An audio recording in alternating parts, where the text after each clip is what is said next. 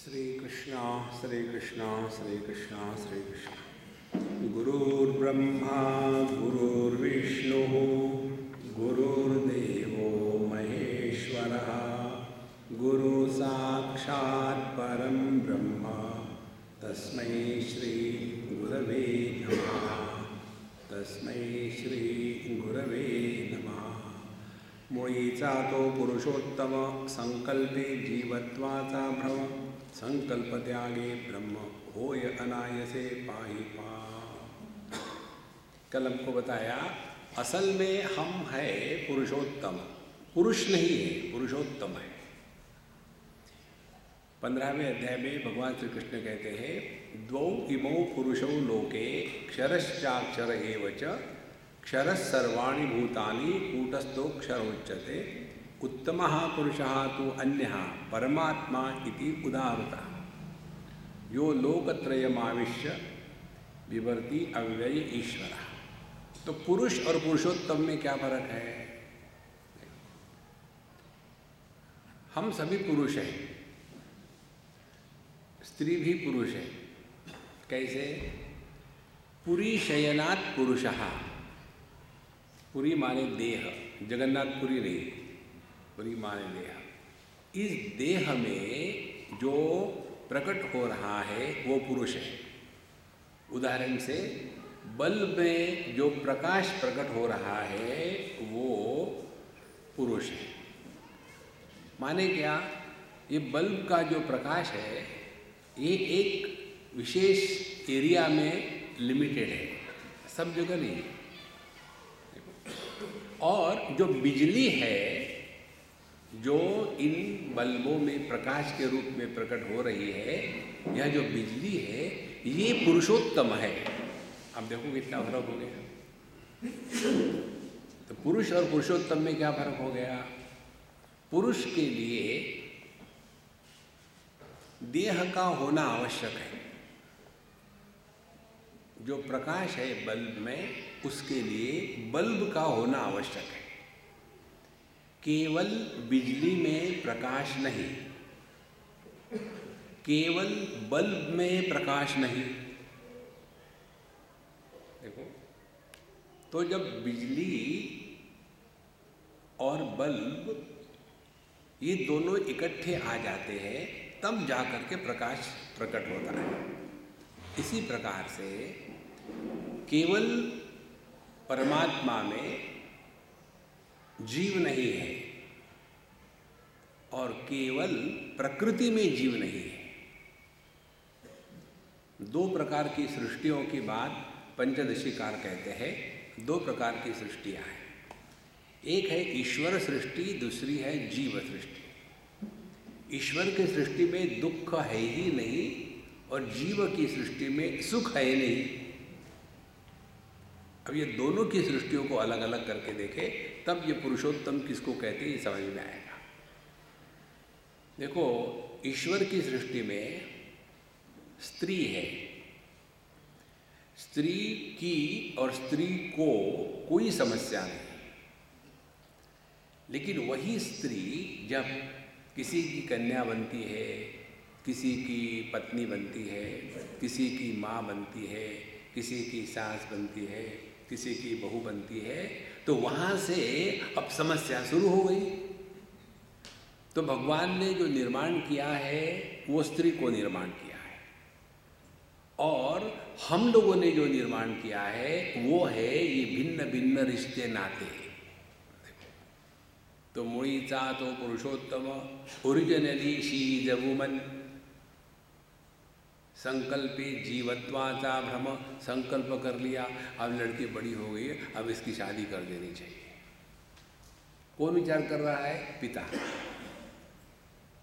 तो यह जो सृष्टि है जीव की, उसमें जो रहने वाला है उसको पुरुष कहेंगे। देहात्म भाव से जीने की प्रक्रिया को पुरुष कहते हैं। और पुरुषोत्तम कौन है?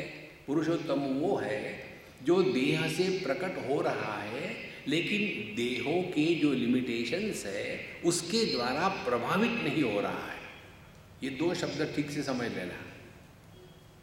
प्रकाशित करना और प्रभावित होना, दो बातें। जैसे एक लड़का है, गया गार्डन में, बगीचे में कोई लड़के जाते हैं जो बेकार है, अनएम्प्लॉयड है, अनएम्प्लॉयबल है क्या बगीचे में।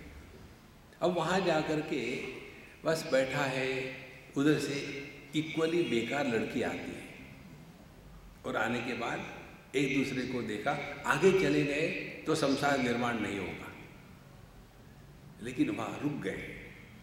रुकने के बाद मुझे लगता है भगवान ने ये जो हम दोनों को इस समय इस बगीचे में लाया, ये पुराने जन्मों का कोई ऋणानुबंध होगा, नहीं तो ये योगा योग कैसे आ सकता है।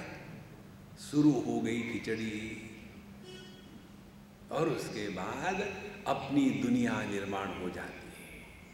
देखो महाराज, तो पुरुषोत्तम किसको कहेंगे?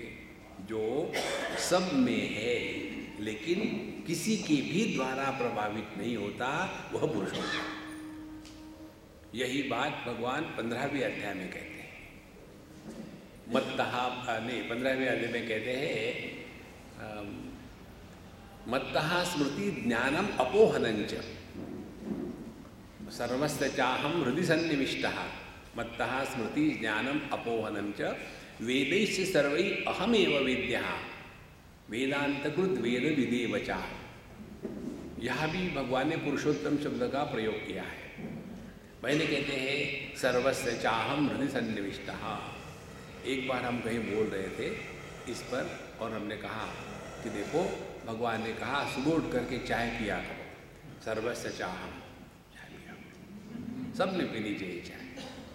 जब हमने ऐसा कहा तो हमारा सत्संग होने के बाद एक बूढ़ा हुआ आए, बोले स्वामी जी आप क्या कहते हो, भगवान ने कैसे चाय पीना कहा होगा, उस समय चाय भी नहीं होगी, तो वो तो द्वारका के रहने वाले थे, कैसे चाय पिएंगे। हमने कहा भगवान आपको मालूम है भगवान की 16,108 पत्नियां आसाम की थी,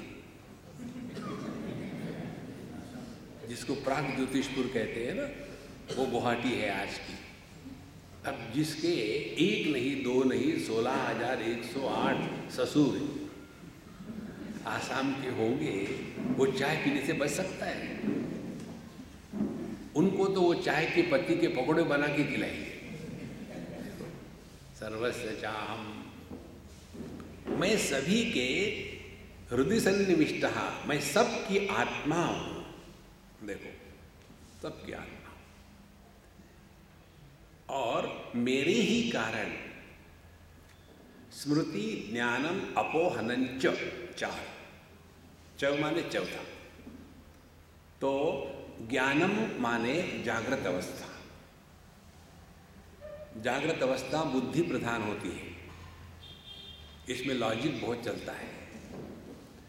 फिर स्मृति माने स्वप्नावस्था, यह मन प्रधान होती है, और जहाँ मन प्रधान होता है वहाँ लॉजिक काम नहीं करता। देखो कोई लॉजिक काम नहीं करता, क्योंकि ये मन प्रधान। इसीलिए सपने कैसे भी पड़ते हैं। देखो आपको भी सपने पड़ते होंगे। मुझे एक ने पूछा स्वामी आपको भी सपने पड़ते हैं? जरूर पड़ते हैं। सपने कैसे होते हैं आपके? हमने अपने सपना बताया। मुझे एक ही सपना पड़ता है नॉर्मली कि मैं लेक्चर दे रहा हूँ और लोग सो रहे हैं।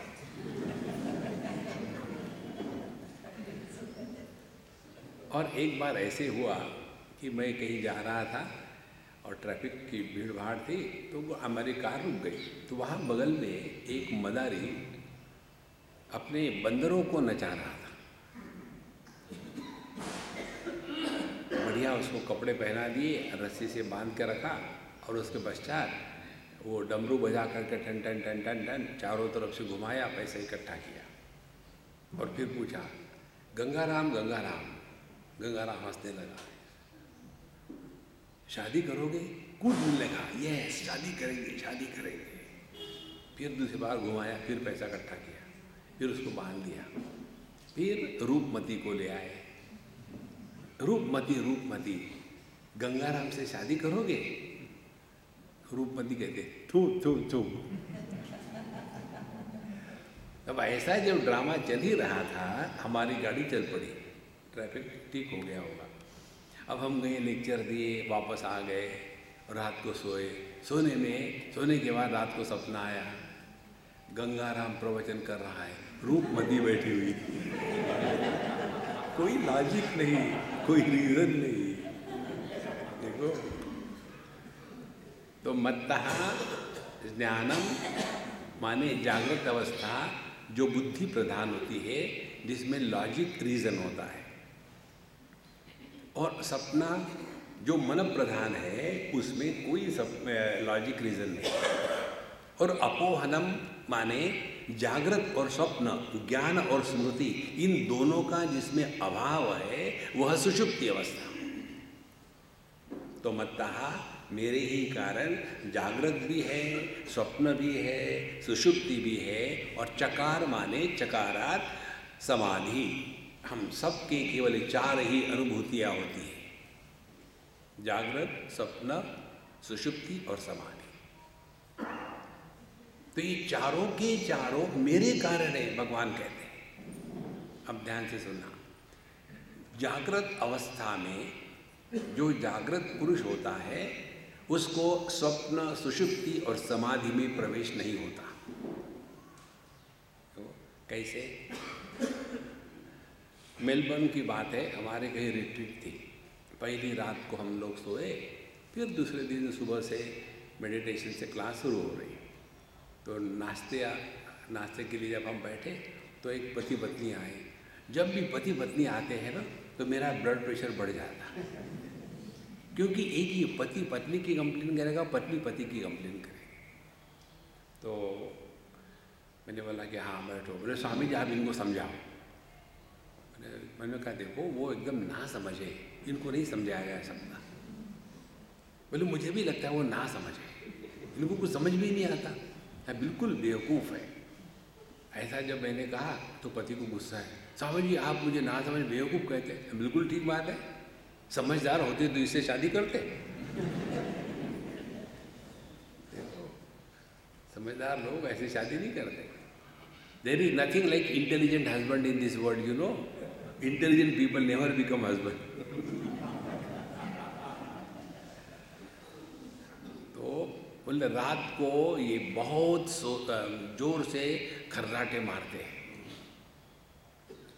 और मैं जब इनको उठाती हूँ खर्राटे मत मारो, तो वो बड़े शांति से उठते हैं, कहते देखो मैं खर्राटे नहीं मार रहा, ठीक है, खामो खाम चिल्लाना मत, और फिर शुरू कर देते हैं। अब इनको समझाओ। हमने कहा कि अम्मा उन्होंने जो कहा वो सच कहा है। वेदांत शास्त्र के अनुसार सुषुप्त पुरुष और यह जो स्वप्न पुरुष होते हैं, ये जागृत पुरुष से अलग होते हैं। तो ये जागृत पुरुष तुम्हारा पति है, स्वप्न पुरुष तुम्हारा पति नहीं है। इसीलिए ये स्वप्न पुरुष या सुषुप्त पुरुष, इस पर तुम्हारा कोई अधिकार नहीं। इसीलिए वो जो कह रहे हैं वो ठीक है कि वो नहीं खर्राटे मारते। जब मैंने उनको ऐसा कहा, स्वामी जी आप मुझे कंफ्यूज कर रहे हैं, हमने कहा वही हमारा धंधा है। मैनेजमेंट में ये 2 प्रिंसिपल होते हैं, आइदर कन्विंस और कंफ्यूज। हम कंफ्यूज करके छोड़ देते हैं। भगवान ने यह तो किया अर्जुन को। यदि भगवान अर्जुन को कंफ्यूज नहीं करते तो भगवद गीता नहीं निकलती। कल्पना करो भगवान ने अर्जुन का रथ यदि दुर्योधन के सामने ले जाते तो मन में कोई कंफ्यूजन आता है क्या कि मैं युद्ध करूं या ना करूं? फिर क्या मजा आता? इसीलिए भगवान ने उसको भीष्म द्रोण प्रमुखतः सर्वेशां च महीक्षिताम उवाच पार्थ पश्येताम समवेतान कुर्वन्ति। भीष्माचार्य द्रोणाचार्य के सामने ले गए और उसको ऐसा कंफ्यूज कर दिया। देखो, इसीलिए ये 4 जो है, जागृत पुरुष केवल जागृत अवस्था में रहता है, स्वप्न पुरुष केवल स्वप्न में रहता है, सुषुप्त पुरुष केवल सुषुप्ति में रहता है, और समाधिस्थ पुरुष केवल समाधि में रहता है। देखो महाराज, और हमारा जीवन ये चारों को मिला करके होता है। नॉर्मली ऑटोबायोग्राफी ऑफ योगी हम जो लिखते हैं उसमें केवल जागृत अवस्था की अनुभूतियों की बात करते हैं। स्वप्न, सुषुप्ति, समाधि, इसकी कहाँ बात हो गई? देखो महाराज, इस पर जरा सूक्ष्मता से चिंतन करो। भगवान कहते हैं कि मैं जागृत पुरुष को प्रकाशित करता हूँ, लेकिन मैं जागृत पुरुष की समस्याओं का भागीदार नहीं हूँ। मैं स्वप्न पुरुष का साथ देता हूँ, लेकिन मैं स्वप्न पुरुष के सुख दुख का भागीदार नहीं हूँ। मैं सुषुप्त पुरुष को आधार देता हूँ, लेकिन मैं नहीं सोता। और मैं समाधि को समर्थन करता हूँ, लेकिन समाधि जैसे टूटती है वैसे मैं टूटता नहीं, मैं ज्यों का त्यों। अब इस सिद्धांत को यदि हमने सूक्ष्मता से, विवेक से ठीक से ग्रहण किया है, तो आप देखें कि आप बिना प्रयत्न के हल्के फुल्के हो जाओगे। देखो, जैसे सपने में समझो हमको कुछ अच्छा बुरा सपना आया, तो जब जग जाते हैं तो वो सपने को लेकर के दुखी थोड़ी होते हैं। अच्छे खासे करोड़ डॉलर मिल गए थे सपने में, लॉटरी के, सपना टूट गया, हाथ तेरी की, तो क्या करें? नहीं, तो वहाँ की लाभ हानि हमारे लिए समान हो जाती है ना। कब हो जाती है समान? जब जग जाते हैं तब। कोई भी व्यक्ति स्वप्न देखते समय यह स्वप्न है ये नहीं अनुभव करता। स्वप्न देखते समय यह जागृत के जैसे ठोस होता है, और जब जग जाते हैं तब बड़े शेर बनते हैं, और सपने में जब शेर आया तब दौड़ते हैं। इसी प्रकार से जो इस जागृत सपने से जग गया है, उसको इस जागृत अवस्था के सुख दुखे समय कृत्वा लाभालाभो जया जयो ततो युद्धाय युज्यस्व नैवं पापम अवाप्स्यसि। देखो महाराज, एक सज्जन हमको कहीं मिले, बोले स्वामी जी मुझे आपसे पर्सनली बात करना है। हमने कहा मैं किसी से पर्सनली बात नहीं करता हूँ, पब्लिक बात करेंगे। तो मैंने उनको इनकार कर दिया, लेकिन वो भी पक्के थे। उन्होंने एक बड़ा थीसिस जैसे लिखे 5-6 पन्ने, और मैं कोई भी लेटर 3-4 लाइन से जब लंबा हो तो नहीं पढ़ता, very clear about it. Email भी जब 2-3 लाइन से ज़्यादा आती है तो मैं लिख देता हूँ noted the content and delete. तो मैंने उनको कहा कि मैंने, फिर उन्होंने दिया इतना लंबा, स्वामी जी आपको प्रार्थना करता हूँ, आपको भगवान की कसम है आप इसको जरूर पढ़ना। तो मैंने ठीक है बाबा पढ़ लेंगे, रोना मत, दूर रहो। तो जब पढ़ा तो उसने लिखा, स्वामी जी मैंने 3 लड़कियों को धोखा दे करके 3 के साथ शादी करी, किसी को नहीं बताया, ये किया वो किया, ऐसा किया वैसा किया। फिर उनको पता चला तो सब ने मुझे डाइवोर्स दे दिया। अब मैं फिर एकमेवाद्वितीय नेह नानास्ति किंचन, अब मैं क्या करूं बताइए? चौथी से शादी करो, तुरीय स्थिति।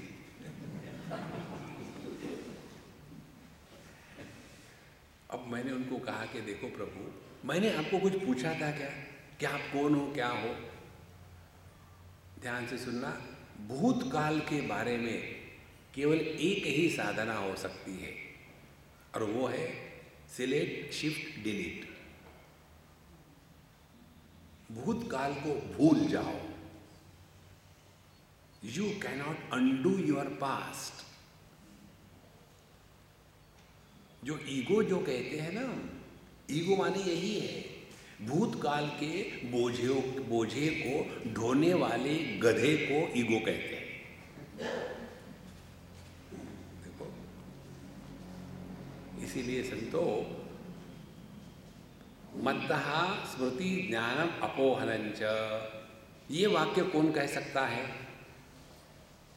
मैं अच्छी नींद सोया था, लेकिन बीच में खराब सपने आए थे।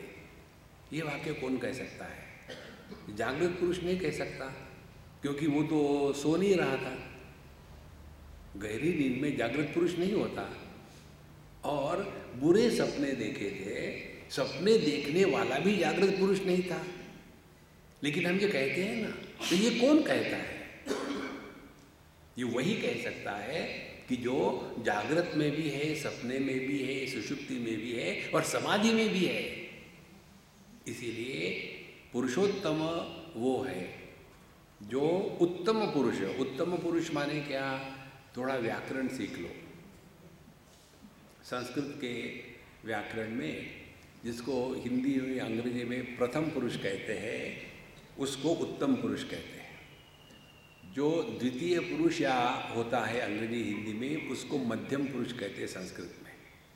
और जो तृतीय पुरुष होता है उसको संस्कृत में प्रथम पुरुष कहते हैं। तो जब तक के उत्तम पुरुष नहीं होगा तब तक के मध्यम पुरुष और तृतीय पुरुष इनकी अवस्था ही नहीं है। देखो, जब मैं है तभी आप हो, और जब मैं और आप है तब हम उसकी चुगली करेंगे। देखो, तीन बातें हो गई। लेकिन मैं ही नहीं तो आप नहीं, और मैं और आप नहीं तो दुनिया नहीं। देखो, अब और आगे ये जो तृतीय पुरुष है वो, उसका अनेक वचन करो तो क्या बनेगा? वे। और वो भी तृतीय पुरुष ही रहेगा। He, she, it third person singular, they third person plural. It continues to be plural and third person. जो मध्यम पुरुष द्वितीय पुरुष है तुम और आप सब, तो ये भी द्वितीय पुरुष ही रहेगा। लेकिन जब उत्तम पुरुष आता है मैं, इसका अनेक वचन नहीं होता। मैं का अनेक वचन क्या है? हम सब। हम सब में द्वितीय पुरुष और तृतीय पुरुष ये सब एब्सॉर्ब हो गए। यदि मैं है तो दुनिया है, यदि मैं नहीं है तो दुनिया नहीं। इसीलिए वेदैश्च सर्वै अहम एव विद्या। इस मैं को पहचानो बाबा। जब तक के मैं को नहीं पहचानेंगे तब तक के हम दुनिया में भटकते ही रहेंगे, दुखी होंगे। आपको कुर्सी नहीं मिली क्या प्रभु? अच्छा, स्टैंडिंग का मजा आता है, ठीक है।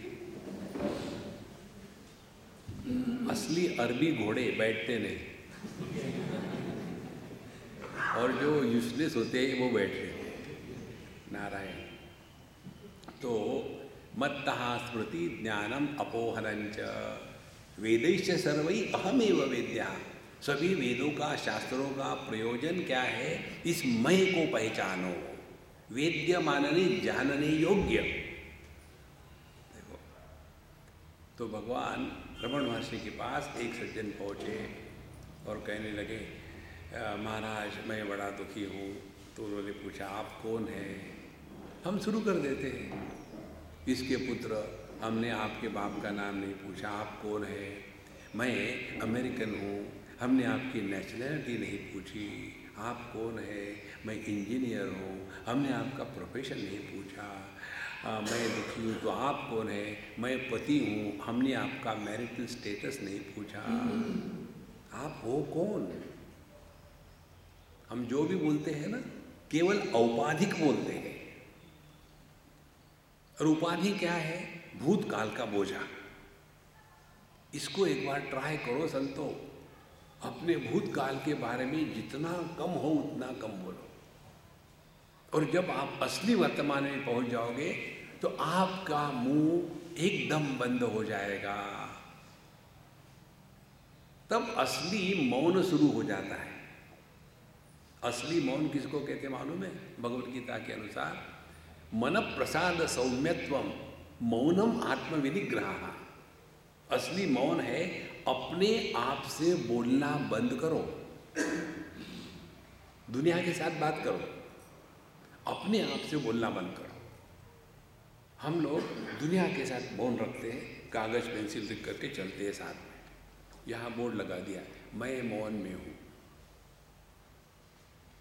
फिर कुछ चाहिए, अब बोल तो नहीं सकते, घंटी बजाइए। घंटी बजा सकते, बोल नहीं सकते, घंटी बजा। उसके बाद कागज पर लिख दिया, बहू चाय दोगी? वो देखती है डिस्गस्ट, दिन भर चाय पटक दिया, लो। फिर पूछना है इतनी जल्दी कैसे बनाया? लेकिन बोल तो नहीं सकते, फिर लिख दिया। फिर वो उसको पढ़ती है और वो कहती है कि बचा हुआ था वही दे दिया। ये मौन का मजा आपको एक बार बताता हूँ मैं, मुझे बड़ा आनंद आया। एक बार मैं हरिद्वार में था और किसी महात्मा को मिलने गए। मुझे कहा इंद्र स्वामी जी यहाँ बहुत बड़े महात्मा है। मैं चलो मिल लेते हैं। जैसे हर एक को शौक होता है ना, किसी को बीड़ी का, किसी को पान का, मुझे महात्माओं को मिलने का शौक है। तो गए महात्माओं के पास। जब हम गए तो उनके जो सेक्रेटरी थे, तो वो सेक्रेटरी हमको कहते हैं कि महात्मा जी मौन में, वो किसी बात नहीं करते। हाँ ठीक है, हम निकल पड़े। तो महात्मा जी ने सुना, तुरंत चिट्ठी लिखी, बुलाओ उनको। फिर वो मेरे पीछे दौड़ के आए, महाराज जी चलिए चलिए। मैंने कहा चलूँ अब, जहाँ तक घटा चले। बोले नहीं, हमारे महाराज जी ने बुलाया है। तो हम गए महाराज जी के पास। अब वो बैठे थे गंभीरानंद एकदम। कहीं कहीं ये भ्रांति होती है, अध्यात्म माने ऐसा सीरियस होना कि अगला आदमी सोचे मैं कभी इस मार्ग पर नहीं जाऊंगा। तो वो ऐसे भयानक बैठे हुए थे और फिर उन्होंने कागज पर लिखा, आपका नाम क्या है। अब मैं तो बोल सकता हूँ ना, लेकिन मैंने उत्तर लिख के दिया, गड़बड़ानंद। फिर उन्होंने लिखा, आप कहाँ से आए। फिर मैंने कहा मैं वृंदावन से आया हूँ। फिर आपका आश्रम कहाँ है। मैंने लिख दिया, ये आश्रम मेरा ही है, आप यहाँ रह रहे हो। और जब मैंने ऐसा लिख दिया, फिर वो रुक नहीं सके, वो हंस दिए। हमने कहा मौन पे हंसो, जोश मत हंसो। अब देखो मनुष्य की कैसी बुद्धि होती है। जब कोई आदमी बहरा होता है ना, कम सुनता है, तो वो ये सोचता है कि सभी बहरे हैं, इसीलिए बहरा आदमी ऊंचा बोलता है। और जो आदमी अंधा होता है वो किसी को भी हाथ लगाएगा ये सोचता है उसको दिखता है। विचित्र बात है। तो अगला मौन में है, मैं तो बोल रहा था लेकिन मैं भी लिखना शुरू कर दिया। तो जब रमण महर्षि ने पूछा तुम कौन हो जो दुखी है, तो हम सब कुछ बताते हैं, लेकिन हम कौन है ये कभी नहीं बताते। देखो महाराज, सिंपल टेक्निक आपको बताते हैं। जीवन में दुख किसी के कारण आ सकते हैं, लेकिन हम सभी के सभी दुखी अपने चॉइस से होते हैं। दुख आने के बाद दुखी नहीं होना माने पुरुषोत्तम। दुख आने के बाद दुख के साथ तादात्म्य किया माने पुरुष। कितनी सिंपल बात है। और ये चॉइस दिया हमको सबने, भगवान ने सबको चॉइस दिया है कि जीवन में दुख आने के बाद उसके साथ तादात्म्य करो या ना करो, फ्रीडम। देखो आप लोगों ने परदेश में जाते समय इमिग्रेशन में आपको फॉर्म भरने पड़ते हैं। सबसे घटिया फॉर्म अमेरिका का है। वहाँ 10-20 क्वेश्चन होते, आंसर देने येस और नो। पहला question, are you a member of active terrorist organisation, yes no. अब कौन लिखेगा येस, ये प्रश्न है। Are some criminal proceedings pending against you, yes no. दुनिया भर के क्वेश्चन। इसी प्रकार से जब हम इस दुनिया में आ रहे थे तो भगवान ने हम सबको एक इमिग्रेशन फॉर्म दिया था और कहा था, अनित्यम असुखम लोकम प्राप्य। अब तुम वहाँ प्रवेश करने जा रहे हो जो अनित्य है, असुखम, जहाँ दुख के सिवा कुछ नहीं है, ऐसे स्थान में तुम प्रवेश करने जा रहे हो। और प्रश्न पूछा, do you want to become miserable. अंग्रेजी में पूछा था और हमको अंग्रेजी आती नहीं और हमने यस पर टिक कर दी। तो जिन्होंने ये यस पर टिक किया है वो दुखी है, तो जिन्होंने नो पर टिक किया है वे अन्य को दुखी करेंगे, स्वयं दुखी नहीं होंगे। देखो सर, तो पुरुषोत्तम कौन हो गया फिर? पुरुषोत्तम माने जो सुख दुख सबको प्रकाशित करता है लेकिन किसी के द्वारा प्रभावित नहीं होता, वो पुरुषोत्तम है। तो इस समय आप सब पुरुषोत्तम हैं, क्योंकि जितना मैं बता रहा हूं किसी का प्रभाव नहीं, कि फिर वही दुनिया भर की बात शुरू हो जाएगी। स्वामी जी जब आप बताते हो बड़ा आसान होता है, लेकिन जैसे यहाँ से बाहर गए सब भूल जाते हम क्या करें। कंप्लेन करने वाला पुरुष, जो कंप्लेन नहीं करता वो पुरुषोत्तम। तो यह मुड़ीचा जो पुरुषोत्तम वो हमारी असलियत है। संकल्प है, लेकिन संकल्प शुरू कर दिए, फिर जीवत्वाचा भ्रम। तो जीव कौन हो गया? मैं दुखी हूँ। कौन दुखी है? पति दुखी है। देखो महात्माओं में और छोटे आत्माओं में क्या फर्क है? यही फर्क है।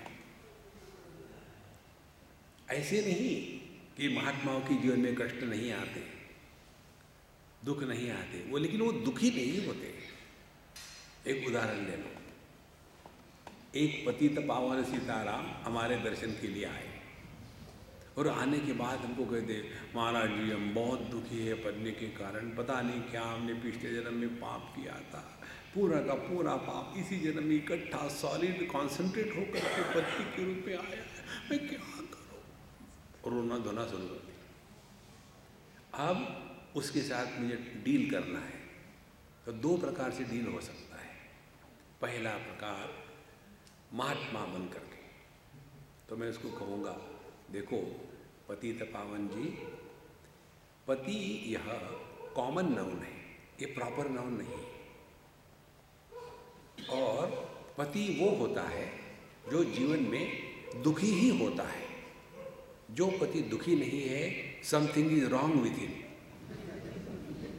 तो इसीलिए तुम पति हो, दुखी हो, तो ये कॉमन डिनोमिनेटर है, इसीलिए सभी पति दुखी होते। तुम्हारी कौन सी विशेषता है? अच्छा महाराज सभी पति दुखी होते? हाँ, मैं झूठ थोड़ी बोल रहा हूँ। महात्मा जी कभी झूठ बोलते हैं? किसी भी पति को पूछ के देखो, तुमको तो एक ही पति मालूम है, मुझे तो राष्ट्रपति मालूम है। राष्ट्रपति माने राष्ट्र में रहने वाले सभी पति मालूम है, सभी दुखी रहते हैं। अच्छा महाराज, तो इसका मतलब है मैं अकेला दुखी नहीं? नहीं, तुम अकेले दुखी नहीं हो। धन्यवाद महाराज, मेरा बोझा उतर गया, फिर मैं महात्मा बन गया। अब यही कंडीशन को दूसरे प्रकार से वो कहता है महाराज मैं बहुत दुखी हूँ पत्नी के कारण। अब मैं उसको ट्रीट करता हूँ, अरे यार तुमको क्या बताऊँ, मैं भी दुखी हूँ, पत्नी है ही नहीं। अब मुझे बताओ, यदि मैं किसी पति के दुख को लेकर के अपने दुख की बात करने लगूं, तो कोई मुझे महात्मा कहेगा क्या? महात्मा कौन होते हैं? जिनको दुखी होने का अधिकार नहीं है। देखो महाराज, इसका अर्थ ये नहीं कि उनको दुख नहीं होते, बहुत दुख होते हैं।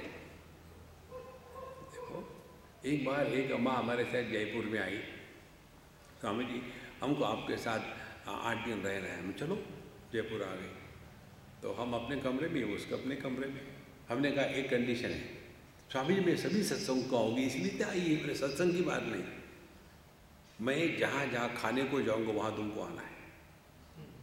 तो ब्रेकफास्ट, लंच, इवनिंग टी, समोसे, कचौरी और डिनर, दिन में 4 बार। तीसरे दिन she was down on the bed, Swami ji अब मैं उठ नहीं सकती, अब मैं थक गई, पता नहीं क्या हो रहा मुझे। हमने कहा अभी 5 दिन बाकी है, उठो खाओ। बोले आप कैसे खाते हो? वो कष्ट सबको होते हैं।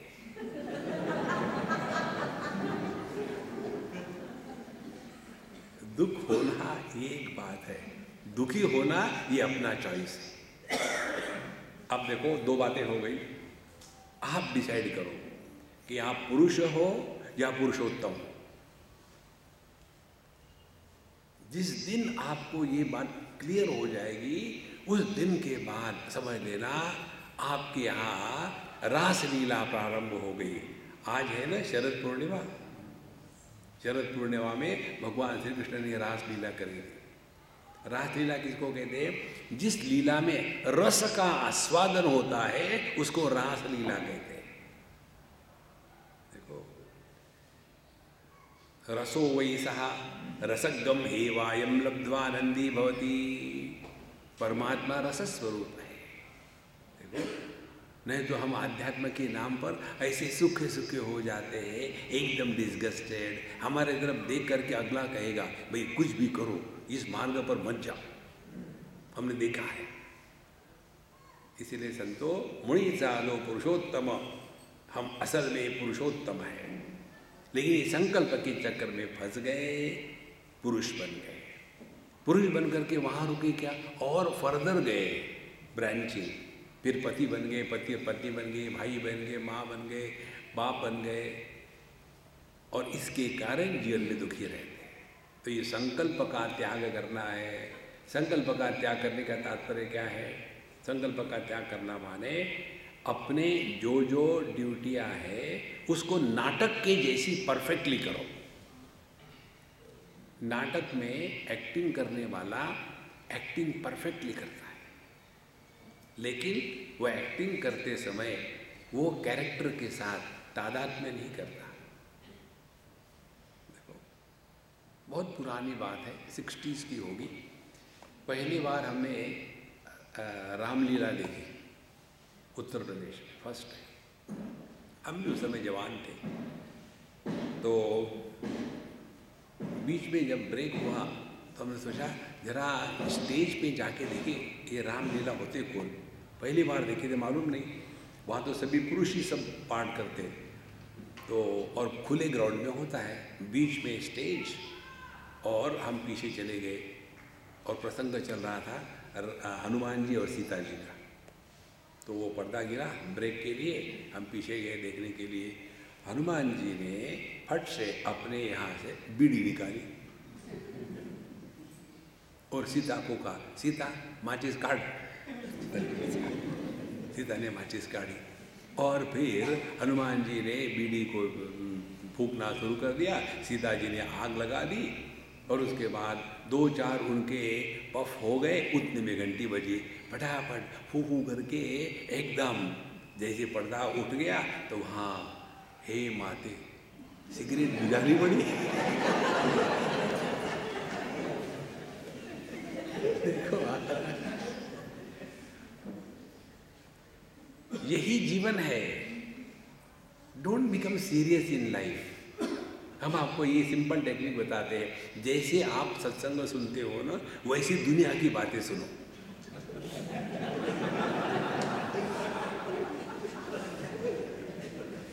जैसे सत्संग का हम पर कोई प्रभाव नहीं पड़ता, कितने भी बड़े महात्मा आ जाए, हम ज्यों के त्यों, क्योंकि वो अपना स्वरूप है। असंगोहम असंगोहम असंगोहम पुनः पुनः, मैं असंग हूँ, मुझ पर किसी का कोई प्रभाव नहीं। हमको किसी ने महात्मा कहा तो हमको लगता हमारी मजाक कर रहे हैं, और किसी ने बेवकूफ़ कहा तो लगता है कि ये सीरियसली बोल रहे हैं। किसी को भी बेवकूफ़ कहने का गुस्सा मालूम भी क्यों आता है? बेवकूफ़ कहा इसलिए गुस्सा नहीं आता, गुस्सा इसलिए आता है इनको कैसे पता चला। गुस्सा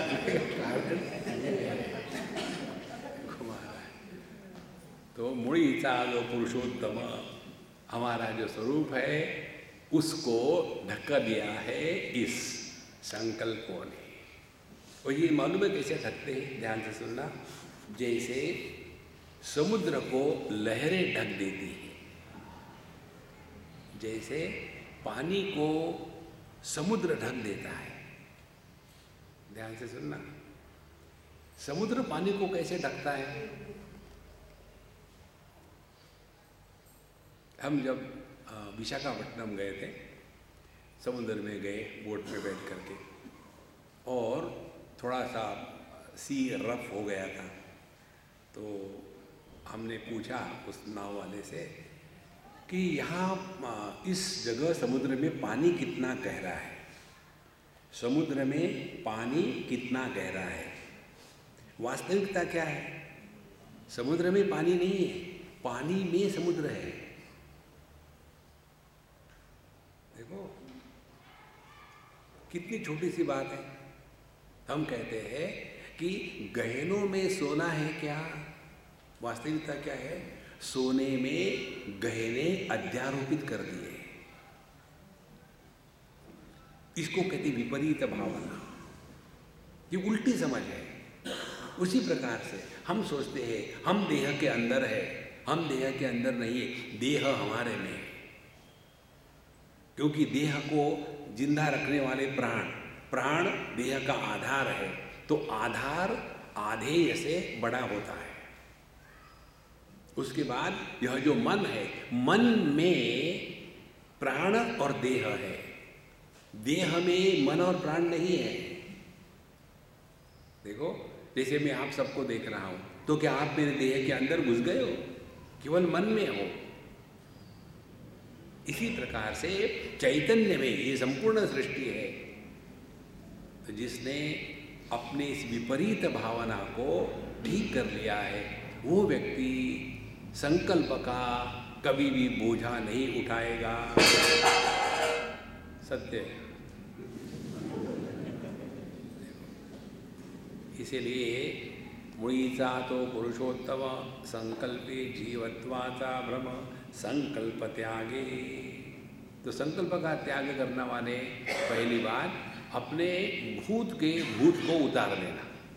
जब किसी को भूत चढ़ जाता है तो हम जाते हैं भूत उतारने वाले के पास, और फिर वो नीम के पत्ते लेकर के कुछ ऐसा मंत्र करता, निकल जा निकल जा निकल जा, मारूंगा तो। इसी प्रकार से हमारे भूत को निकालने के लिए सत्संग होता है।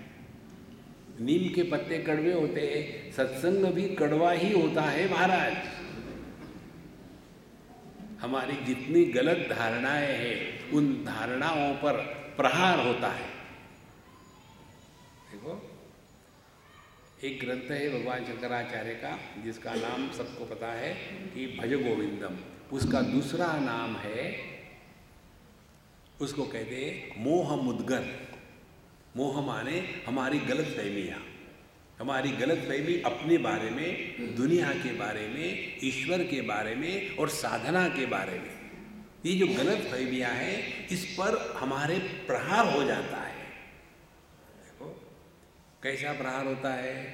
कस्त्वं को हम कुतमायातः कामे जननी को मेतातः इति परिभावय सर्वमसारम विश्वम त्यक्त्वा स्वप्न विचारम भज गोविंदम भज गोविंदम। और हम दुखी किस लिए होते? इसी के कारण दुखी होते हैं। मैं, मेरी बीवी, मेरे बच्चे, मेरे माँ बाप, मेरी दुनिया, मेरे बिजनेस, ये सब कहाँ चला जाता है? देखो महाराज, विश्वम त्यक्त्वा स्वप्न विचारम, इसी को लेकर के जनक महाराज जी ने जो प्रश्न पूछे थे और जो अष्टावक्र जी ने उनको ज्ञान दिया था, इसका मूल ये चिंतन है। देखो वहाँ कथा आती है, अष्टावक्र जी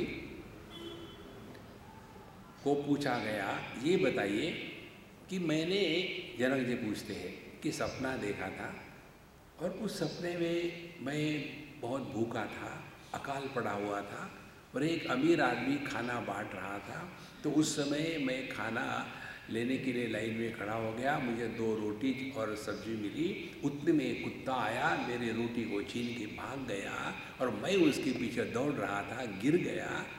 तो मुझे ये बताइए, राजा मैं हूँ कि भिखारी मैं हूँ? कौन हूँ मैं? देखो महाराज, हम लोग सपने का अर्थ कैसा निकालते हैं? गाँव जी बहुत बुरा सपना है। क्या सपना आया? मैंने ऐसा सपना देखा कि एक बहुत बड़ा कोबरा आकर के मेरे छाती पर बैठा, काले रंग का। अच्छा, फिर क्या हो गया? उसने मेरे गले से जुगुलर वेन को बाहर निकाल लिया और जैसे कोका कोला पीते हैं वैसे उसने मेरा खून पीना शुरू कर दिया। और फिर मेरा ऐसा, मैं घबरा गया और मैं चिल्लाया तो सपना टूट गया। महाराज ये क्या होगा? हमने कहा किसका? पहले देखो वो बेचारा कोबरा जिंदा है कि मर गया? तुम्हारा खून पिया है, वो जिंदा नहीं रह सकता। देखो महाराज, नहीं नहीं ये तो बड़ा अपशकुन होगा। हाँ अपशकुन तो होता ही है। अब फिर करें क्या? देखो हर चीज़ के लिए हमारे पास दवाई है। क्या दवाई है? शिव जी की पूजा करो, 16 सोमवार के व्रत रखो और 17 सोमवार को पूजा करके वहाँ एक सोने का छोटा सा ही 1 किलो वजन का एक सांप बना लो। और पूजा करने के बाद वो 1 किलो का जो सांप है वो मुझे दान देना, पंडित जी को मत देना।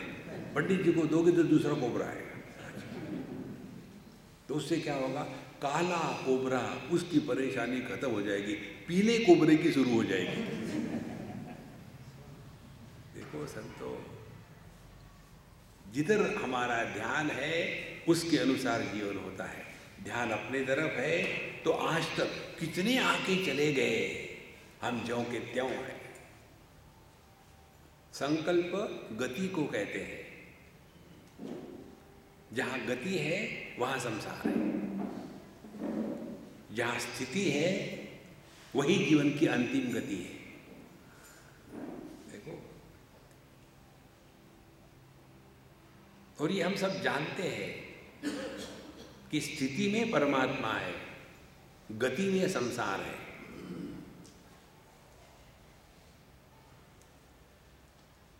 और गति होती है केवल मन की। मन जहां शांत हो गया, गति गायब।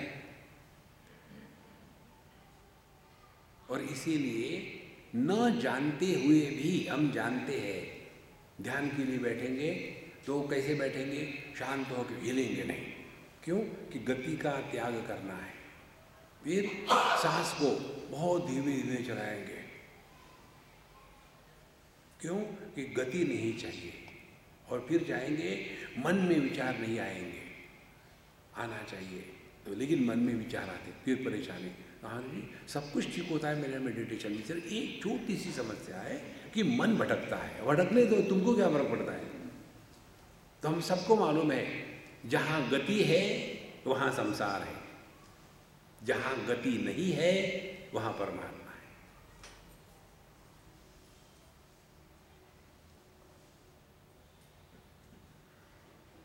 जो सब गतियों को आधार देता है, लेकिन जो अपनी स्थिति में है वो पुरुषोत्तम है।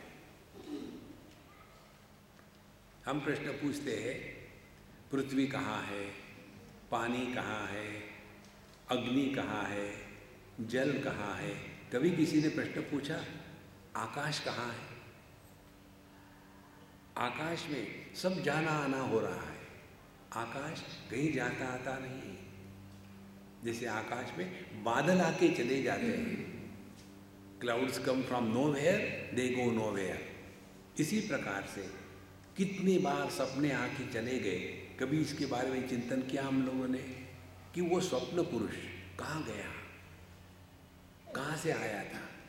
इसी प्रकार से जैसे हर सपने में एक नया स्वप्न पुरुष होता है, उसी प्रकार से हर जागृत अवस्था में नया जागृत पुरुष होता है। वही नहीं होता।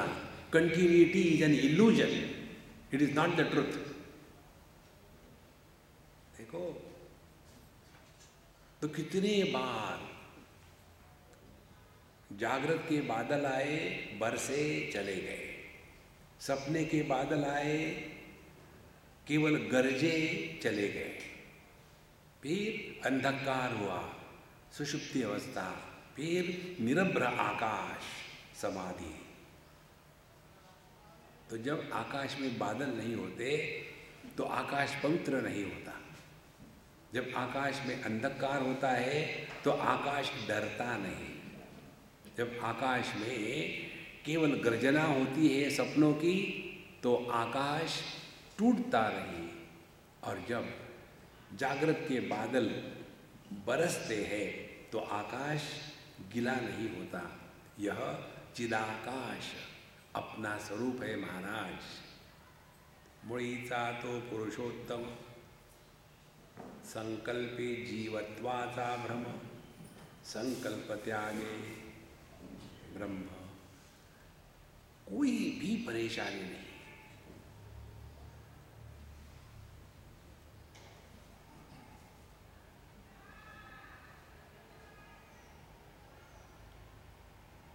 यह जो आपका अनुभव है इस क्षण, इस समय में आपको कितना भी बढ़िया योग बोलूं, आप हंसोगे नहीं, क्योंकि इस समय आप शब्द सुनते हुए भी शब्दों के परे गए हो।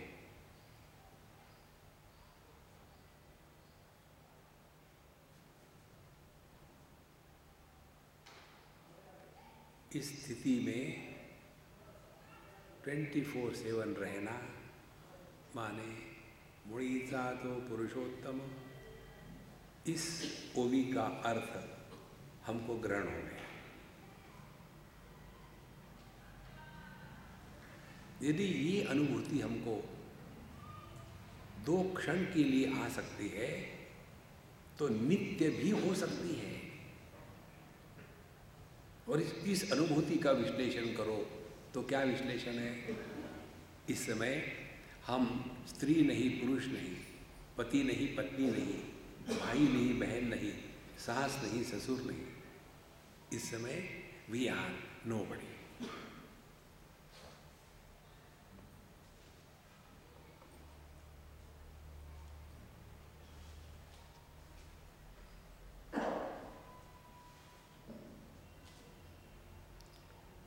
ऐसी समाधि में साधु संत 24/7 रहते हैं। फिर वो बोलेंगे तो भी उनका मौन होता है, वो कर्म करेंगे फिर भी उनकी समाधि होती है, वो डांटेंगे फिर भी उनका प्रेम होता है, वो बोलेंगे नहीं फिर भी उपदेश देते हैं। देखो संत, यह निर्मित नहीं है। आपने ना तो दान किया, ना कर्म किया इस समय, ना तो आपने तीर्थ यात्रा करी है, ना तो प्राणायाम किया है, कुछ भी नहीं। जब हम सब करना छोड़ देते हैं, spiritual practice is undoing, not doing anything. Spiritual practice is unbecoming, not becoming somebody. सभी विशेषता को खो देना, और जिसको खो नहीं सकते वो हम हैं। जागृत पुरुष जागृत अवस्था के साथ खो जाता है बाकी की 3 अवस्था में। स्वप्न पुरुष स्वप्न अवस्था के साथ खो जाता है बाकी की 3 अवस्था में। लेकिन एक ऐसा तत्व है जो जागृत खो जाए फिर भी बना रहता है, यह पुरुषोत्तम। और यही पुरुषोत्तम संकल्प के कारण मानो ढक गया है। इसीलिए देखो संतो, एक भावना है, एक ग्रंथ आता है तंत्र शास्त्र का, विज्ञान भैरव। उसमें 112 टेक्निक दिए हैं मेडिटेशन करने के। उसमें एक टेक्निक ये है कि आप अभाव का अनुभव करो। अभाव का, कोई भी अभाव। मन नाम रूप के सिवा जिंदा नहीं रह सकता। गहरी नींद में नाम रूप का अभाव है तो मन सो जाता है। तो जैसे शब्द है, शब्द के अभाव का श्रवण करो।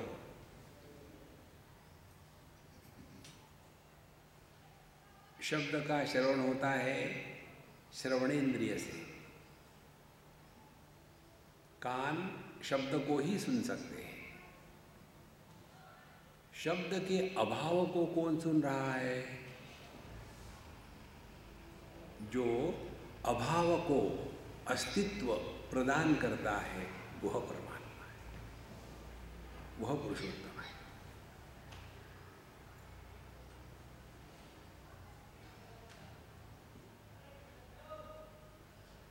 इसीलिए जैसे जैसे सूक्ष्मता में हम प्रवेश करेंगे वैसे ये शब्द जो है ये अनुभूति में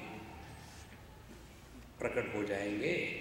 तो कहते कि करिता सर्व व्यापार न पड़ावा आपुला विसर, ऐसे आत्मतत्व दृढ़तर होता सहज चेतु मुक्त। भाई यही अभ्यास है, जगत में रहो, जगत के साथ सब कुछ चल रहा है, लेकिन अपना जो ध्यान है अपने स्वरूप में है। साधु संत उदाहरण देते हैं, पहले ज़माने में राजस्थान में पानी की बड़ी परेशानी थी, तो पानी लाने के लिए ये जवान लड़कियां 2-2, 4-4 घट ले करके पानी लेने के लिए किसी कुएं पर जाती थी। आदमी नहीं काम करते, चाहे राजस्थान के आदमी हो चाहे पहाड़ों के, आदमी बड़े निकम्मे होते, बेचारी माता ही सब काम करती है। तो वो जाएगी, हंसेगी, गिगल करेगी, 5-6 लड़कियां पानी भरेगी और अपने सर पर 2-3-4 घट हो गए, और जब वापस आती है घर में तो मजाक हो रहा है, गाने हो रहे, खेल रही है, सब कुछ हो रहा है, लेकिन एक धागा उनका उस बैलेंस के तरफ बना रहता है। इसी प्रकार से दुनिया में सब कुछ कर ले दो, लेकिन अपना ध्यान जो है उस कन्हैया पर लगा के रखो। करिता सर्व व्यापार न पड़ावा आपुला विसर, don't forget what for we are here. जैसे आप लोग बैठे यहाँ और हम यहाँ बैठे, हम लोग यहाँ किस लिए आए हैं? आप श्रोता बन करके आए और मैं वक्ता बन करके आया, लेकिन समझो मैं भूल गया कि मैं वक्ता हूँ, तो फिर क्या होगा? मैं वक्ता हूँ जाऊँगा, बक करूँगा, और आप श्रोता है ये भूल गए तो क्या होगा? सोता हो जाएगा। देखो, तो केवल इधर ही ध्यान रखना है, जहाँ हम हैं, जिस कार्य के लिए है, उसमें हम जागृत है या नहीं। यदि ये करोगे तो ध्यान को बैठो तो आप सोओगे नहीं। कई लोगों की ये समस्या है, महाराज जी जब भी हम ध्यान के लिए बैठते हैं ना तो नींद आ जाती है, क्या करो? देखो ये ध्यान का शॉर्टकट है, अच्छी बात है, सो जाओ, क्योंकि भूल गए। इसीलिए करता सर्व व्यापार, सबके साथ रहो, जो करना है करो, अपने को नहीं भूलना। फिर अपन कौन है? अपन आनंद स्वरूप है। एक आपको थंब रूल बताते हैं, जो व्यक्ति अन्य के कारण दुखी होता है वो बेवकूफ होता है। किसी अन्य के कारण कभी दुखी मत होना, फिर वो अन्य कोई भी रहे, फिर दुख का क्या करना? अन्य को दुखी करो, आप स्वयं दुखी मत होना। और हम दुखी होते खामोखा। देखो ये ऐसा है, जैसे कभी आपके पैर को चोट लगी होगी ना, तो आप जूते नहीं पहनते, फिर चप्पल पहन के चलते हैं, फिर जहाँ पहले चोट लगी थी ना वही दूसरी चोट लगती है, बाकी जगह नहीं लगती। इसी प्रकार से जैसे हम हमारे कन्हैया साहब के यहाँ आए और इनके यहाँ हमको बड़ा आराम है, कंफर्ट है, तो हमको कोई पूछेगा कि स्वामी जी मुझे भोपाल जाना है, कहाँ जाऊँ? अरे यार उनके जाना बड़ा अच्छा है, I will recommend him. Suppose उन्होंने ऐसा किया कि मैं नहाने के लिए गया, पानी बंद कर दिया, मैं साबुन लगा के बैठा, देखो खाने के लिए बैठे तो नमक ही नमक डाल दिया, चाय में एकदम केरोसिन की स्मेल आ रही है, ऐसा किया और मैं यहाँ से चला गया दुखी होकर के। और कोई मुझे पूछेगा कि भाई मैं भोपाल जा रहा हूँ, कहाँ जाऊँ? कहीं भी जाओ, उनके यहाँ मत जाना। जहाँ हमको आदर सत्कार मिला वही हम फिर जाएंगे ना। इसी प्रकार से जहाँ हमारे जीवन में दुख आए, हमने दुख का आदर सत्कार किया। कैसे? दुख आए दुखी बन गए, फिर वो दुख चला जाएगा। दूसरा दुख उस दुख को पूछेगा, यार मुझे कहीं जाना है, कहाँ जाओ? हाँ स्वामी जी के पास जाओ, फट से दुखी हो जाती है। दुखी होने से इनकार करना माने अपने को नहीं भूलना। देखो हम आपके हाथ में माला नहीं पकड़वा रहे, हम आपको हवा भरने को नहीं कह रहे कि प्राणायाम करो, हम आपको ये नहीं कह रहे कि कुंडलिनी को जागृत करो और फिर कन्फ्यूज हो जाओ, अब कुंडलिनी निकल गई अब क्या करूँ। एक सज्जन हमको मिलने आए बम्बई में अपने दोस्त के साथ, बोले स्वामी जी ये हमारे मित्र है और इनको कोई आध्यात्मिक समस्या है। उनका क्या है, हमने कहा वो गूंगे हैं क्या? बोले नहीं, इसलिए उनको बोलने दो। फिर उन्होंने बोलना शुरू कर दिया, स्वामी जी मेरे सभी चक्र खुल गए हैं और कुंडलिनी जागृत हो गई है, लेकिन मेरे गुरु महाराज उनका स्वर्गवास हो गया, अब आगे क्या करना है मुझे पता नहीं। तो मैं जोर से हंसने लगा। मैं, स्वामी जी आप हंस क्यों रहे हो? हमने कहा तुमने एक गुरु को खाया, अब मुझे खाने के लिए आए, मैं तुमको नहीं बताऊंगा, कोई जरूर नहीं बताऊंगा। अच्छा हो गया तुमने बता दिया, तुम गुरु खाने वाले हो। ध्यान से सुनना, जिसके बारे में आपको एक भी प्रश्न नहीं है, कोई भी संदेह नहीं है, वो आप हो। अब इससे और सिंपल साधना क्या हो सकती है? अब किसके बारे में हमको संदेह प्रश्न नहीं है? अपने होने के बारे में। किसी को संदेह है? किसी कमरे में अंधकार हो और बाहर से मम्मी पूछती है, बेटा तुम कमरे में हो क्या? मम्मी मैं कैसे बताऊं, यहाँ तो लाइट है ही नहीं। हम अपने होने को इंद्रियों के, मन के और बुद्धि के माध्यम से नहीं जानते। वह अनुभव जिसके होने में मन बुद्धि इंद्रिय इत्यादियों का व्यापार नहीं होता, उस अनुभव को कहते हैं परमात्मा। और वो अनुभव कैसा है? आनंद का है। देखो, इसीलिए संतो, जितनी सूक्ष्मता आपकी बढ़ेगी उतने आप अपने स्वरूप के पास पहुंचोगे। अन्यथा वही तम्बाकू वही चूना रगड़ते जाओ, खाते जाओ, कुछ नहीं निकलेगा उसमें से। अच्छा, इसके लिए करना क्या है? वर्णाश्रमाचा अभिमान श्रुतीचा तो दास जान, हा अभिमान जाता पूर्ण मुकुटमणि श्रुतीचा तो। कल हमने 2-3 लिए थे, आज फिर से लिए क्योंकि बहुत महत्व का विषय है। देखो, एक हमारी पुस्तक है, पता नहीं यहाँ है कि नहीं, ego factor an asset and liability. हम जो अपने आप को मैं कहते हैं, ये दोनों प्रकार से है। Ego is a liability as well as an asset. देखो कैसे, पहले देखेंगे कि ये ईगो हमारी एसेट कैसी है, लायबिलिटी नहीं है। हमने अपने आप को कहा कि मैं ब्राह्मण हूँ, क्षत्रिय हूँ, वैश्य हूँ, शूद्र हूँ, ब्रह्मचारी, गृहस्थ, वानप्रस्थ, सन्यासी, वर्णाश्रम, मैं अमुक अमुक हूँ। समझो मैंने ये अभिमान किया मैं ब्राह्मण हूँ, बहुत बढ़िया बात है। अब ब्राह्मण का अभिमान यदि किया तो फिर गलत कार्य में कैसे कर सकता हूँ? ब्राह्मण का धर्म है अध्ययन करे, चिंतन करे, वैराग्य होवे, संग्रह वृत्ति ना होवे, त्याग सहज होवे, ये ब्राह्मण का धर्म है। तो यदि मैंने अपने आप को ब्राह्मण कहा है तो इनका पालन करने से अपने आप मैं अपने आप पर नियंत्रण लगाऊंगा। यदि मैंने ये अभिमान किया कि मैं चीफ मिनिस्टर हूँ, तो मैं यदि चीफ मिनिस्टर हूँ, ये अभिमान है, तो फिर मेरा धर्म क्या है? अपने स्टेट की सेवा करनी। देखो, तो ये अभिमान एक एसेट बन जाता है, हम गलत मार्ग से नहीं जा सकते। और यही कैसी लायबिलिटी बन जाता है? सभी पैसे खाते, मैं अकेला तो नहीं खाता हूँ, लायबिलिटी बन गई।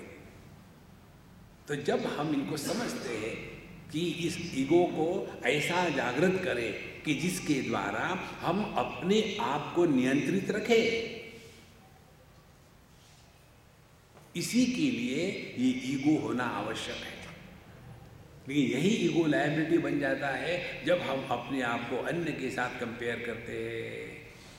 अभी हमने संजीव के वहाँ गए थे ऑफिस में, और वहाँ हमने पूछा सबको अपनी अपनी हॉबी क्या है। तो एक ने बड़ा अच्छा उत्तर दिया था, पता नहीं कौन थे। बोले हमारी हॉबी ये है, I want to compare my performance with my performance. How beautiful it is. If you compete with your earlier performance, then you will naturally grow in a straight regression line. और अन्य के साथ compare करो, compete करो, तो हम कहेंगे बाकी लोग ही तो झूठ बोलते, मैंने झूठ बोला तो क्या हो गया। इसीलिए यदि कंपैरिजन करना ही है तो अपने साथ करो, यू विल ग्रो स्पिरिचुअली।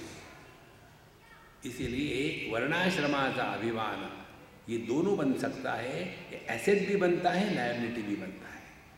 देखो अब लायबिलिटी कैसे बनता है, जो बात अपने देश में हो गई है ये रिजर्वेशन के चक्कर में, वही बात साउथ अफ्रीका में ये कालों के बीच में हो रही है। सी अपने यहाँ जैसे हर चीज़ में शेड्यूल का शेड्यूल ट्राइब ट्राइबल होते हैं ना, उसी प्रकार से वहाँ एक प्रिंसिपल है बीई प्रिंसिपल। बीई माने ब्लैक एम्पावरमेंट, क्योंकि अब ये सफ़ेद लोगों को निकाल देना है। निकाल दो, लेकिन चलाने की अकल है क्या? देखो सर, और फिर जैसे ही इनको अपॉइंटमेंट लेटर मिल जाता है तो ये ब्लैक करेंगे क्या, पहले जाएंगे BMW की शोरूम में अपना अपॉइंटमेंट लेटर दिखाएंगे।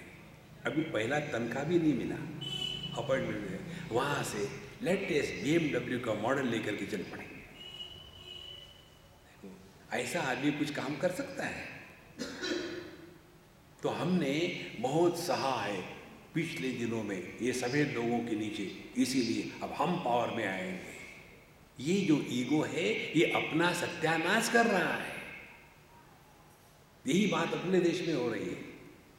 उनको ऐसे लगता है ये ब्लैक लोगों को द होल वर्ल्ड ओज देम एवरीथिंग, जैसे अपने यहाँ एक गलत विचारधारा हो गई है। देखो कोई व्यक्ति यदि लेम है तो उसको सेल्फ सफिशिएंट बनाना ये उसका उद्धार है, उसको और लेम बनाना नहीं। देखो संतो, इसीलिए वर्णाश्रमाचा अभिमान, हम अपने इस अभिमान के साथ जिएंगे तो अपना भला करेंगे, अपना सत्यानाश नहीं करेंगे। नहीं तो हम जिंदगी भर इसी में फंसे रहेंगे। तो देही असोनी विदेहत्व, कर्म करोनी अकर्तृत्व, सर्वभोगोनी अभोक्तृत्व, ऐसे सामर्थ्य ज्ञानाचे। तो ज्ञान का अर्थ क्या है? ज्ञान का यही अर्थ है नैव किंचित करोमीति युक्तो मन्येत तत्त्ववित्, पश्यन् श्रुण्वन् स्पृशन् जिघ्रन् अश्नन् अच्छन् स्वपन् श्वसन् प्रलपन विसृजन गृह्णन उन्मिषन् नुमिषन्नपि इंद्रियाणीन्द्रियार्थे। जो भी कुछ हो रहा है मैं नहीं कर रहा हूँ। युक्तो मन्येत तत्त्ववित्, जो तत्व को जानने वाला है उसका ये ज्ञान का अभ्यास होवे कि मैं नहीं कर रहा हूँ। आंखें देख रही है, कान सुन रहे हैं, नहीं वह किंचित करोमीति। इसको प्रैक्टिस करने के लिए एक टेक्निक हम बताते हैं, ट्राई करो।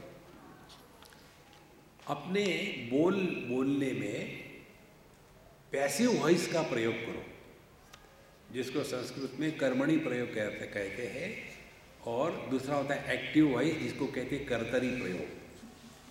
कर्तरी प्रयोग कौन सा है? Active voice, I have done this work, उसमें आई इज इंपॉर्टेंट, मैंने ये किया। पैसिव वॉइस क्या होगा? द वर्क इज डन, उसमें वर्क इंपॉर्टेंट है, किसने किया ये महत्व का नहीं है। देखो जब तक कि इसके बारे में जागृत नहीं होगे तब तक के जिंदगी भर यही लगा हमने इतना किया, हमने उतना किया। इससे निकलने के लिए एक टेक्निक और बताते हैं। जो भी हम करते हैं दुनिया में उसकी आवश्यकता दुनिया को नहीं है, ये स्पष्ट समझ लो। ये जो माँ बाप कंप्लेन करते हैं ना बच्चों के बारे में, जरा सूक्ष्मता से विचार करो तो आपके होश उड़ जाएंगे। बच्चों को माँ बाप की आवश्यकता नहीं होती। शादी होने के बाद जब बच्चे नहीं हो रहे हो तो परेशान कौन होता है? ये पति पत्नी। तो आवश्यकता किसको है? माँ बाप को है, बच्चों को नहीं है। यदि आपकी आवश्यकता है तो फिर उनको डांटते रहने से क्या होगा? देखो, तो ये समझ लो, जो भी करते हैं हम दुनिया में, दुनिया को हमारी और हमारे कर्मों की कोई आवश्यकता नहीं। और जब अपनी आवश्यकता से कुछ करते हैं ना, तो उसमें नम्रता आ जाती है, एरोगेंस नहीं आता। देखो, एक हमारे मित्र है, उनकी जो छोटी लड़की, अब तो बड़ी हो गई, वो हो गई होगी 40-45 साल की, जब वो छोटी थी तब से हम जानते उसको, तो वो बचपन से ही उसको एबनॉर्मल भी नहीं कह सकते हैं, एकदम वो जीवन मुक्त के जैसी है। पिताजी को डांटती है, बड़ी अच्छी है दिखने को, बिल्कुल समझती है, सब कुछ है, पढ़ाई बुढ़ाई में इंटरेस्ट नहीं, लेकिन बात बड़ी पते की करती है। तो उन्होंने हमको पूछा, स्वामी जी मेरी ये लड़की आप तो जानते हैं, मैं समझ भी नहीं आता मैं क्या करूं। हमने कहा देखो, पहली बार तुम इसकी जिंदगी भर सेवा करो, तुमको ये सेवा करने का मौका भगवान ने दिया है, और तुम्हारे मरने के बाद उसका क्या होगा इसकी फिक्र तुमको करने की कोई जरूरत नहीं। तुम अपना देखो, क्योंकि उसकी सेवा करना ये तुम्हारी आवश्यकता है, उसकी आवश्यकता नहीं। उसको कुछ मत करो तो वो कुछ मांगेगी भी नहीं आपको, वो एकदम विदेह हो गई है ऑलरेडी। इसीलिए कर्म करोनि विदेहत्व का तात्पर्य है कि हम इस कर्म को करें, लेकिन कर्तृत्वाभिमान जो है इसका त्याग कर दे। तो कर्म करोनि अकर्तृत्व और सर्वभोगोनि अभोक्तृत्व, सभी भोग सुख दुख के होवे, लेकिन भोक्तृत्वाभिमानी न बने। सुख आया तो सुखी नहीं, दुख आया तो दुखी नहीं। और ये केवल अभ्यास की बात है। और इस सुख दुख के परे जाने का जो पतंजलि महर्षि के अनुसार अभ्यास है, उसको कहते स्थिर आसन। यदि आप स्थिर बैठो, बिल्कुल मत हिलना, शुरू कर दो 2 मिनट, 5 मिनट, 10 मिनट, आधा घंटा, 1 घंटा, जितना आपका आसन स्थिर हो जाएगा उतना आप जीवन में सुख दुख को सहने के अधिकारी बनोगे। बहुत महत्व की बात है। अभी हम कैसे बैठते हैं, जैसे वो इडली बनाने का पत्थर होता है, 2 मिनट ऐसे, 2 मिनट ऐसे, फिर ऐसे, फिर ऐसे। जीवन में स्थैर्य नहीं है, स्थैर्य नहीं होने से सहनशीलता नहीं है। इसीलिए जीवन में सुख आते हैं जाते हैं, सह लो सह लो। यही उपदेश भगवान कृष्ण अर्जुन को कहते हैं, मात्रा स्पर्शास्तु कौन्तेय शीतोष्ण सुख दुखदा आगमा अपायिना अनित्यान तान प्रतीक्षस्व भारत। हे अर्जुन, जो भी आपका अनुभव हो, इंद्रिय मन बुद्धि से प्राप्त किया हुआ हर एक अनुभव, चाहे सुखी हो या दुख का अनुभव हो, दोनों प्रकार के अनुभव काल में प्रारंभ होते हैं, थोड़े समय तक रहते हैं, फिर समाप्त हो जाते हैं। इसीलिए वो टेम्पररी है। तो टेम्पररी अनुभवों के कारण परमानेंटली दुखी होना ये मूर्खता की पराकाष्ठा है। हमारे बम्बई की एक बात है, एक लड़की हमारी बड़ी क्लोज थी, वो हमेशा मम्मी ऐसी करती, मम्मी करती, मम्मी को समझ भी नहीं आता क्या करूँ स्वामी मुझे बताओ। हमने कहा कि उसी को पूछते हैं। तब उसके मम्मी के पास गए, अरे अम्मा तुम्हारी लड़की तुम्हारे बारे में कंप्लेन कर रही है कि मम्मी समझती नहीं, ऐसे क्यों करती है, इतने डिसिप्लिन क्यों लगाती है, ये मत करो वो मत करो ऐसा मत करो। तो उसकी मम्मी ने कहा, स्वामी जी जब ये माँ बनेगी ना तब उसको समझ में आएगा मैं क्या कर रही हूँ। और फिर 5-6 साल के बाद वो माँ बन गई, 2 बच्चे। अब वो मम्मी उसको चिढ़ाती है, कैसा लग रहा है अभी, मैं तुमको डांटती थी ना, मैं तुमको परेशान करती थी ना, अब कैसे लग रहा है। Mummy mummy please come and help me, बिल्कुल नहीं। इसीलिए ये जो ग्रैंड पेरेंट्स होते हैं ना, ग्रैंड चिल्ड्रन का लाड़ करके प्यार करके उनको इसीलिए बिगाड़ के रखते हैं ताकि अपने बच्चों का बदला निकालने के लिए जाओगे कहाँ। अब देखो, दूसरा कोई कारण नहीं होता। क्योंकि माँ बाप चाहते हैं अपने बच्चों को एक पर्टिकुलर टाइप से बड़े करें, और दादा दादी करेंगे एग्जैक्टली वो। तुम्हारी माँ ने तुमको नहीं कहा ना, कोई बात नहीं, जाने दो उसको, फिर हम चॉकलेट खाएंगे। देखो, और बच्चे को कहेंगे देखो नहीं कहते नहीं कहते, फिर मैं तुमको दे दूंगा ना, इनको बाहर जाने दो। फिर बाहर जा करके हाँ तुमको ये गेम चाहिए, ये गेम ले लो, चुप से बताना मत मैंने दिया है। धीरे धीरे बच्चे समझ लेते हैं कि माँ बाप की सुनना बकवास है, और जब ये इनका कार्य पूरा हो जाता है तब ये दादा दादी खुश हो जाते हैं। बेटा कैसे लग रहा है, बचपन में तुमने मुझे इससे भी ज़्यादा चला था, अब ये सूद के साथ वापस ले लो। देखो संतो, जगत में फंसो मत कहीं, तो सर्वभोगोनि अभोक्तृत्व ऐसे सामर्थ्य ज्ञानाचे। तो ज्ञान का अर्थ ये है, ज्ञान का अर्थ ये नहीं है कि आप बड़े लेक्चर दे सकते हो। उपनिषद स्पष्ट कहती है, नायमात्मा प्रवचनेन लभ्यः न मेधया न बहुना श्रुतेन यमैवेश वृणुते तेन लभ्यः तस्यैष आत्मा विवृणुते तनुं स्वाम। प्रवचन देने से, सुनने से परमात्मा की प्राप्ति नहीं होती। परमात्मा को छोड़ करके अन्य कुछ भी नहीं चाहिए, तब जाकर के प्रभु की प्राप्ति होती है। देखो, ये बाकी की दुनिया हमको वैराग्य देने के लिए भगवान परेशानी करते हैं, ताकि इस बहाने तो वैराग्य हो जाए, लेकिन भगवान हमारी माया के सामने हार जाते हैं। तो सर्वभोगोनि अभोक्तृत्व ऐसे सामर्थ्य ज्ञानाचे जगावे आणि जगू द्यावे न इतरास मारावे जगणे आणि जगविणे हेत सर्वस्तु बापारे।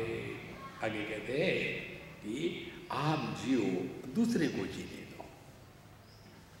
आप अपने विचार अन्य पर कभी मत लादना, ये बहुत महत्व की साधना है। अन्य लोग फर्नीचर थोड़ी है, उनको जीना ही जीने दो। Let them learn to take decisions in life. अपने हिंदुस्तानी लोगों में ये चक्कर है। एक बूढ़ी माँ, उसके बारे में कंप्लेन कि स्वामी जी हमारी दादी माँ को बताओ बहुत चिंता करती है, हर जगह में क्या करे। तो मैं उनके पास गया तो उन्होंने कहा कि स्वामी जी मेरे बच्चे जो है ना नालायक है, किसी को समझ भी नहीं आता, कोई भी रिस्पॉन्सिबिलिटी नहीं है। हमने ऐसी बात बुला सबको। पहला लड़का आया उनका, पहला बच्चा आया, रिटायर्ड ब्रिगेडियर। अब ये जो माँ है वो कहती है मेरा बच्चा समझता नहीं, जो रिटायर्ड ब्रिगेडियर है। अब माँ को अभी भी लगता है कि वो बच्चा ही है क्या, वो बड़ा हो गया है। ये माँ बाप समझते नहीं, और फिर अपने विचार दूसरों पर लादना, इसको कहते हैं प्रेम। Let them learn to take decisions, fall and get up. लेकिन हम चाहते हैं हमारे बच्चे बोनसाई बन जाए। बोनसाई दिखने को बड़े सुंदर होते हैं, लेकिन उनका सौंदर्य केवल एसी रूम में ही है। बाहर उनको धूप में रख दो तो उसके ऊपर में यदि 2 मक्खियाँ बैठेगी तो उसकी डालियाँ टूट जाती है, क्योंकि चुई मुई है। इसलिए यहाँ इस दुनिया में आप जियो, आपने अपना जीवन जी लिया, जितना बर्बाद करना कर लिया, और दूसरों को करने दो। आप फिक्र में मत पड़ना। जगड़े आने जगड़े हे जी सद्वस्तु बापारे। सत्य इसको कहते हैं, जो सच्चिदानंद है ना, सत्य इसको कहते हैं। आप जियो प्रेम से और अन्य को जीने दो। देखो, लेकिन जो व्यक्ति स्वयं दुखी होता है ना, वो अन्य को सुखी नहीं देख सकता। देखो, इसीलिए कई गृहस्थ लोग हमको देख के बहुत गुस्सा करते हैं। आपको क्या होता है, मौज में रहो, मौज में रहो, मौज में रहो। शादी करो फिर दिखाओ मौज में रहो। माने हम दुखी है तो आप कैसे प्रसन्न रह सकते हो? आपको कोई हमारे बारे में सहानुभूति नहीं है? ऐसा नहीं, आप मौज में रहो, अन्य को रहने दो। ओम पूर्णमदः पूर्णमिदं पूर्णात् पूर्णमुदच्यते पूर्णस्य पूर्णमादाय पूर्णमेवावशिष्यते। ओम शांति शांति शांति। हरि ओम श्री गुरुभ्यो नमः। हरि ओम।